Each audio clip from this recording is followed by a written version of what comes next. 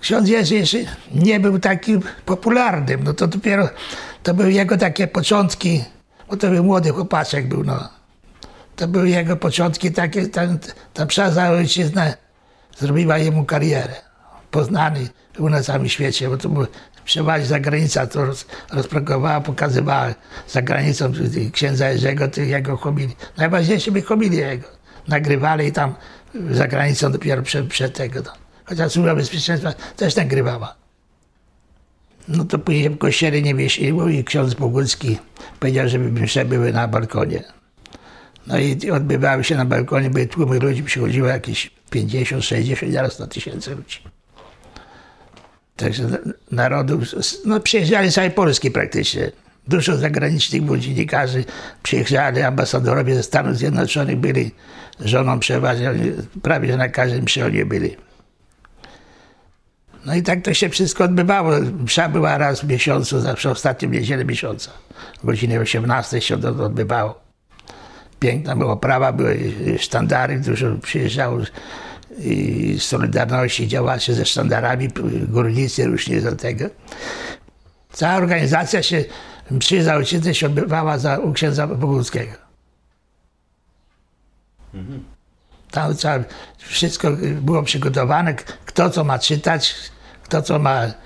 Jedynie ksiądz Jerzy był wyłączony z tego, to była jego, że nikt go tam nie kontrolował, nie mówił mu, co ma robić, jak ma homilia wyglądać. A tak pozostali to wszyscy ustalane było z księdzem Boguckim. Ja byłem grupowym. Moja grupa liczyła, powiem, 40-30, to wszyscy nie szli, tylko ja szłem do księdza Jerzego i mówię, że huta tam 40. No to dawał mi tych 40 tych zdjęć, tych świętych, 40 szpilek. No i rozdawałem swojej grupie. Mieliśmy, ustalone było, że mój rejon to jest hutników, to jest takie podzielone to było, żeby jeden drugiemu drogę nie wchodził. No. Takim jakby aniołem. No jak miałem przyjść na służbę tutaj, to ja w domu mnie nic nie smakowało i obiad nie smakował, tylko patrzyłem na zegarek, kiedy z domu wychodzę i tu się dopiero czułem jakoś tak raźnie, swobodnie, nic mnie głowa nie bolała, nogi nie bolały, nic. Ja cały 8 godzin już mi sprzątali, zamiatali, śnieg odgarniali, ja żadnego zmęczenia nie czułem. No. I się nie spało tutaj. Chociaż można było się zdrzemnąć, tam materace były, koce były, ja tu nigdy nie spałem. Jak ksiądz żył, to żeśmy, to była służba taka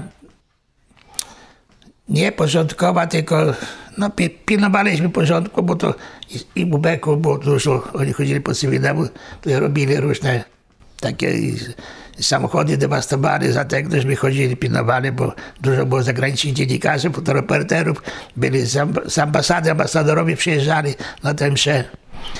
No to żeśmy pilnowali tych samochodów, bo później poczty chcieli odjechać, wszystkie opory poprzebijane są. No i my się tym zajmowali, że dzięki nam to prawie o połowę zmniejszyło się zdewastowanie tych oporów.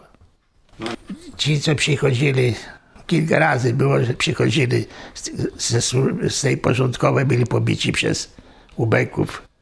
Wychodzili z tramwaju czy coś, czy z autobusu, to chodzili, jak była msza za ojczyznę, to oni, nie wiem jakim cudem rozpoznawali ich, że kilka osób zostało pobitych. Ten facet, który murował grób, też był bardzo pobity, oblany był kwasem. Po swoim blokiem został też pobity za tego. I później dostał jakieś choroby nerwowe i nie wiem, co się z nim stało. Milicja przyjeżdżała nieraz w kółko, jeśli kościoła w nocy. Zdjęcia nam robili.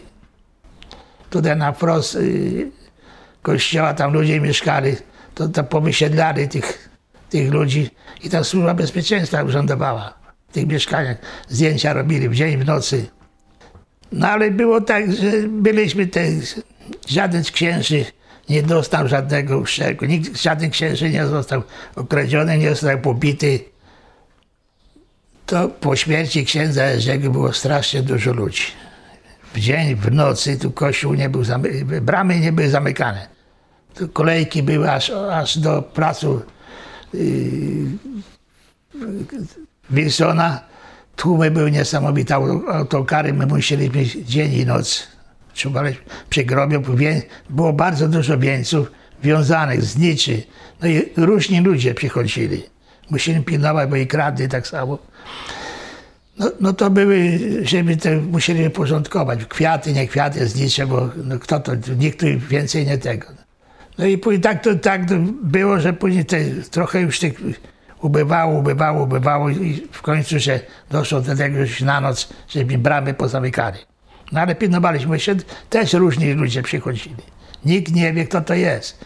Przychodziło dużo takich, może to ubek, może co, może bombę włożyć jakiś w te znicze, może grubo uszkodzić. No różne mieliśmy takie tego, bo nikt nikomu nie wierzył, przychodzili różni ludzie, nikt nikogo nie znał, bo i z Krakowa, i z całej Polski przyjeżdżali tutaj do kościoła, nocowali, spali tam na tych balkonach.